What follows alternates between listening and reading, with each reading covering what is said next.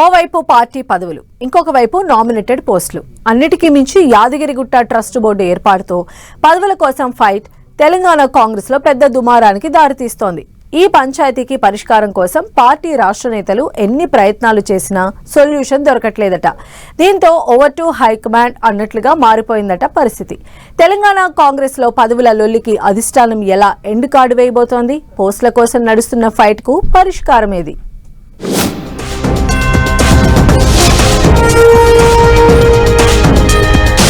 తెలంగాణ కాంగ్రెస్ లో మరోసారి పదవుల చిచ్చు. సంఘటన్ సృజన్ అభియాన్ కమిటీలపై గందరగోళం. కొత్త పాత నేతలకు కమిటీల్లో చోటుపై తేలని లెక్కలు. యాదగిరిగుట్ట బోర్డు నియామకంపై హైకమాండ్కు ఫిర్యాదులు.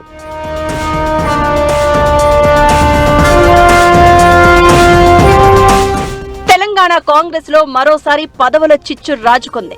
ఇప్పటికే యాదగిరిగుట్ట ట్రస్ట్ బోర్డు సభ్యుల నియామకంపై MLA Komatireddy Rajagopal Reddy voice raise చేయడం, చిరంజీవి భార్య సురేఖకు చోటు కల్పించడంపై తెలంగాణ వాదుల నుంచి వ్యతిరేకత వ్యక్తం కావడం హాట్ టాపిక్ అవుతోంది. ఈ రచ్చ ఇలా నడుస్తూ ఉండగానే కాంగ్రెస్ లో సంఘటన్ సృజన్ అభియాన్ కమిటీల ఏర్పాటుపై గందరగోళం నడుస్తోంది. పార్టీ బలోపేతం కోసం ఏర్పాటు చేయాల్సిన సంఘటన్ సృజన్ అభియాన్ కమిటీల కూర్పు కత్తి మీద సాములా మారిందట. బీఆర్ఎస్ నుంచి వచ్చిన ఎమ్మెల్యేల నియోజకవర్గాల్లో గ్రూప్ వార్ పార్టీ పెద్దలకు మరోసారి హెడ్ఏక్ గా తయారైందట. ఎవరికి వారు తమ వర్గం వారే సంఘటన్ సృజన్ అభియాన్ కమిటీలో ఉండాలని పట్టుబడుతున్నారట. పార్టీ మారి వచ్చిన 9 మంది ఎమ్మెల్యేలు ఉన్న చోట్ల ఇదే పరిస్థితి ఉందట. కాంగ్రెస్ లోకి వచ్చిన ఎమ్మెల్యేలు ఎట్టి పరిస్థితుల్లో కమిటీలో తమ వర్గం వారికి అవకాశం ఇవ్వాలని పట్టుబడుతున్నారట. పార్టీని నమ్ముకుని వచ్చాం, తమతో పాటు తమ అనుచరులు వచ్చారు, అనుచరులు లేనిది తాము లేమని వారిని కూడా పార్టీలో అకామిడేట్ చేయాలంటున్నారట. ముందు నుంచి కాంగ్రెస్ పార్టీలో ఉన్న నేతలు తమకు అవకాశం ఇవ్వాలని డిమాండ్ చేస్తున్నారట. ఆల్ ఆఫ్ సడన్ గా వచ్చిన వారిని నెత్తిన పెట్టుకుంటే ఏళ్ల తరబడి పార్టీని నమ్ముకుని ఉన్న తమ పరిస్థితి ఏంటని ప్రశ్నిస్తున్నారట. రాష్ట్ర కాంగ్రెస్ పెద్దలకు ఫిర్యాదులు వెల్లువెత్తుతున్నాయట. దీంతో సంఘటన్ సృజన్ అభియాన్ జిల్లా కమిటీ ఏర్పాటు కోసం నియమించిన ఇన్ఛార్జీలకు ఏం చేయాలో అర్థం కాక తలలు పట్టుకుంటున్నారట. PCC chief Mahesh Goud, in-charge Meenakshi Natarajan కు కూడా ఎలా డీల్ చేయాలో అంతు చిక్కడం లేదట. కొన్ని చోట్ల 2 వర్గాల నేతలను సముదాయించి కాస్త సెట్ రైట్ చేశారట. మరికొన్ని చోట్ల ఎంతకు వ్యవహారం కొలిక్కి రాకపోవడంతో బంతిని కాస్త హైకమాండ్ కోర్టులోకి నెట్టారట.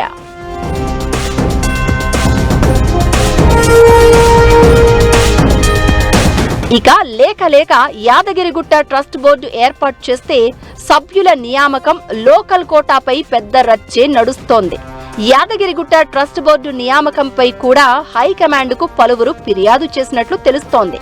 దేవాదాయ శాఖ మంత్రిగా ఉన్న తనకు కూడా యాదగిరిగుట్ట ట్రస్ట్ బోర్డు ఏర్పాటుపై సమాచారం లేదని కొండా సురేఖ అసంతృప్తిగా ఉన్నారట. అందుకే ఆమె గురువారం జరిగిన కేబినెట్ భేటీకి డుమ్మా కొట్టారు అని గుసగుసలు వినిపిస్తున్నాయి. ఇక ఎమ్మెల్యే కోమటిరెడ్డి రాజగోపాల్ రెడ్డి ఇప్పటికే తన నిరసన గళం వినిపించారు.